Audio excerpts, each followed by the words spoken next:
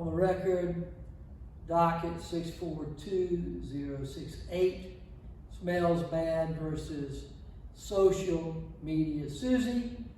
Counsel, ready for trial?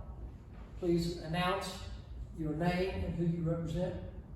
Your Honor, Stevie Smellsgood. I'm here on behalf of the plaintiff, Chris Smellsbad, and we're ready for trial. Are y'all related? We're not, Your Honor. Okay. I didn't know, the last name was a little close. Ma'am? Sorry. Brenda Biatch here on behalf of Susie Social Media. Ms. Biatch, how do you spell that last name if you would, so the court reporter can get that down? Certainly, that's B-E-O-T-C-H, Biatch. Biatch. I'm sure I know some of your relatives. I probably dated a couple of them. So, all right, gang. We need to take care of Mr. Smellsbad, who's on the stand right now. Mr. Smellsbad, Yes, Your Honor. you've been sworn in. Yes, Your Honor. You gonna tell the truth? I'm gonna do my best. All right. I will say this. During the break, I may put you upstairs, put a little cologne or some perfume on you, because you're kind of close to me and you do live up to your name. Woo. All right, Mr. Smellsbad, were you under the influence of any controlled substance during the event with the defendant? Oh, no, ma'am. I had had 2 shots of liquid courage before leaving the house, but I was completely sober. I do not do drugs. You don't do a lot of drugs? I don't do a lot of drugs, not at all. Don't you have a conviction for possession of Schedule II narcotics from 2015? Objection, Your Honor. That's irrelevant. Your Honor, that's a felony conviction. Under Article 609, felony conviction within 10 years is admissible if it's a felony or a misdemeanor involving dishonesty.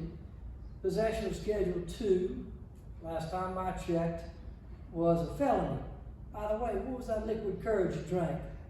Your Honor, it was in a flask. It was in a flask. I couldn't see it, Your Honor. Somebody gave it to me. What did it taste like?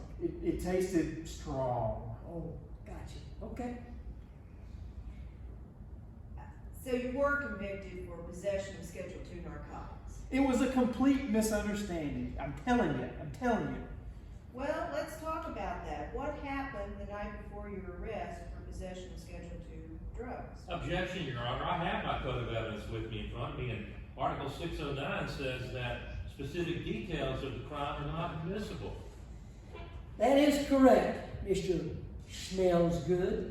But I kind of want to hear this story, so I'm going to go ahead and overrule the objection. Judge, Tell me about that. Judge, don't make me do it. Oh, gosh, dog, I guess I'll take it. I was in the car with my buddies, and it was just, one of them had some drugs. We pulled over, we got pulled over, we had a broken taillight.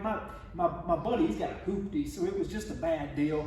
Well, he tried to throw the drugs out the window, but they landed in my lap, of all places. I do not do drugs. Yeah, that reminds me of a story that I had with a fella from drug court, and we tested him for Schedule II cocaine. That was his drug of choice, and he tested positive for it. And you know what he told me when he tested positive for cocaine? What did he tell you, He Judge? said he didn't do cocaine, but over the weekend, he was with a couple of crack whores. So I looked at him and I said, sir, you can catch a lot from a crack whore, but you can't test positive for Schedule II cocaine. Let me ask you, Mr. Smellsbad, you ever been with a crack whore before? No, sir, Your Honor, never. Just asking. All right, Mr. Smellsbad, didn't you test positive for cocaine 2 years later at a random drug test administered by your employer? I'm going to object, Your Honor. That's not even a crime that's admissible under Article 609. Your Honor, it's impeachment evidence. He's claimed several times that he doesn't do drugs. He did open the door under 607. Okay. It would qualify as impeachment. Besides, I kind of like to hear these stories anyway. Okay. You got me, but you would have done drugs too if you had to work for that company. And back to the night with the defendant, you had 2 shots of liquid courage before your date. Were you referring to hard liquor? Yeah. I just wanted to be cool. I wanted to hang out. be cool, but doesn't alcohol make you violent? No, ma'am. I am a hilarious drunk. Never any violence. But don't you have 2 convictions from 2017 for assault and battery while you were intoxicated? Objection, Your Honor, those are misdemeanors. Under Article 609, only felony convictions can be used to attack credibility of a witness. Ms. Biatch, what you gotta say about that? I withdraw that question, Your Honor. Well, it possibly could be credibility issue, but in this instance, I believe the probative value would be outweighed by any prejudice in this case. Therefore, I'm going to sustain the objection. Mr. Smellsfad, weren't you convicted of conspiracy to commit offense or to defraud the United States in 2018? Objection, Your Honor, that's also a misdemeanor. And also, she's not even established that that crime occurred in the past 10 years. I'm going to sustain the objection on the grounds of 10 years. You want to clean it up, Ms. Biatch? Well, I think I Excuse me, asked Brenda, right? Brenda, yes. Okay, yeah. I think I did say it was in 2018, so that's within the 10 years. Your Honor, that's still a misdemeanor. But it's a crime that involves dishonesty or a false statement, and so it doesn't matter that it was a misdemeanor offense. Under 609A2, if it involved dishonesty or a false statement, regardless of the punishment, it's admissible.